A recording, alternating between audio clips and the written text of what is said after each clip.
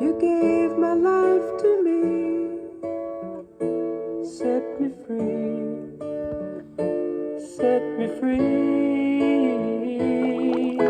The finest years I ever lived. Something in her eyes, something that comes out. And when I look at her, I see shock.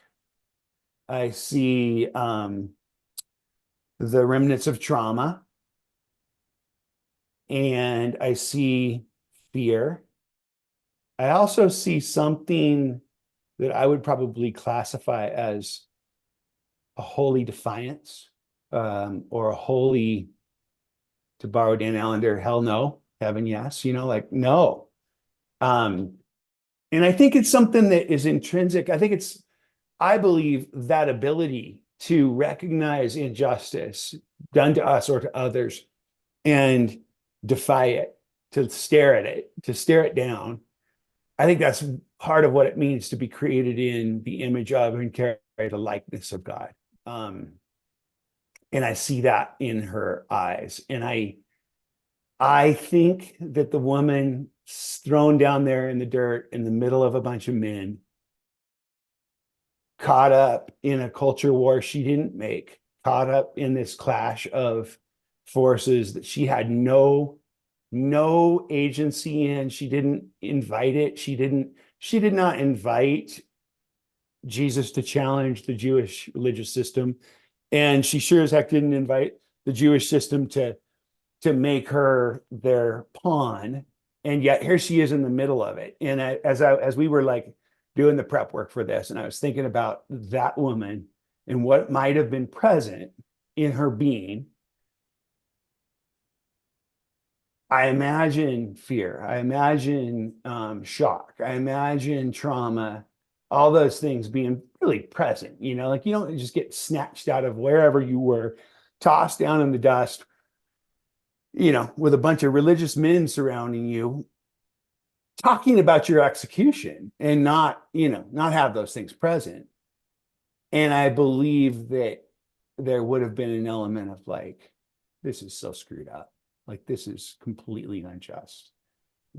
I should not be here. This is ridiculous. And maybe I'm reading too much into it, but I don't think so, because I think it's an elemental, fundamental reality of being human is when you sense things, when you sense the unhealth of the systems, and when those systems collaborate to dehumanize you, whether we're talking about Soviet Afghanistan, we're talking about, Second Temple Judaism and Jesus era, or we're talking about 2024 and the things that we have push against us that want to dehumanize us, that want to deform us, that are ultimately systems that have taken in sin and brokenness in the same way that individuals can take in sin and brokenness. And in that taking in, like, there's been a metamorphosis that has occurred in that system in the same way that there was a metamorphosis that had occurred in Adam and Eve, where they became something other than they were created to be. When those things come at you and they throw you down in the dust and they openly talk about whether we should kill you or not, I think that's entirely righteous for something to rise up that looks like something I see in her eyes of like, this is screwed up. So there you go. All right. Well, let's read it.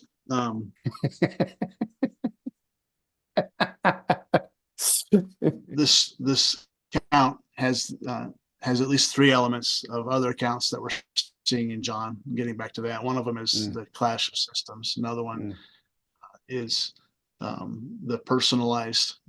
It's funny. The other conversations start with one person and then come out to a group. This one starts as a group and ends up with one person. So that's we really still have cool.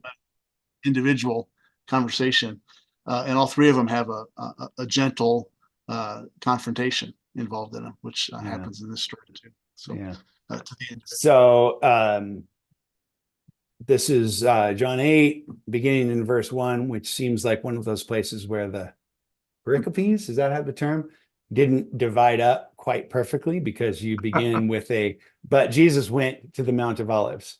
Here's the part that's relevant for today's conversation. At dawn, he appeared again in the temple courts, where all the people gathered around him, and he sat down to teach them. The teachers of the law and the Pharisees brought in a woman caught in adultery. They made her stand before the group and said to Jesus, I was just feeling the shame of that moment for her, I think. Teacher, this woman was caught in the act of adultery. In the law, Moses commanded us to stone such women. What do you say? They were using this question as a trap in order to have a basis for accusing him. But Jesus bent down and started to write on the ground with his finger. When they kept on questioning him, he straightened up and said to them, let any one of you who is without sin be the first to throw a stone at her. Again, he stooped down and wrote on the ground. At this, those who heard began to go away, one at a time, the older ones first, until only Jesus was left with the woman still standing there. Jesus straightened up and asked her, woman, where are they? Has no one condemned you? No one, sir, she said. Then neither do I condemn you. Jesus declared, go now and leave your life of sin. So as you read that, I was caught up in the the response of Jesus.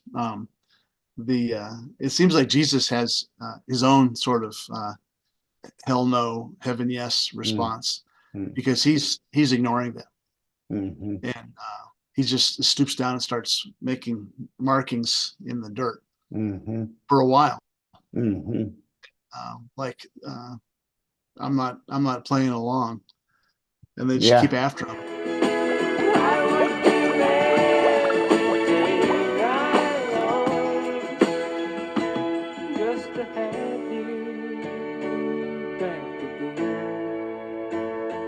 Just to touch you once again.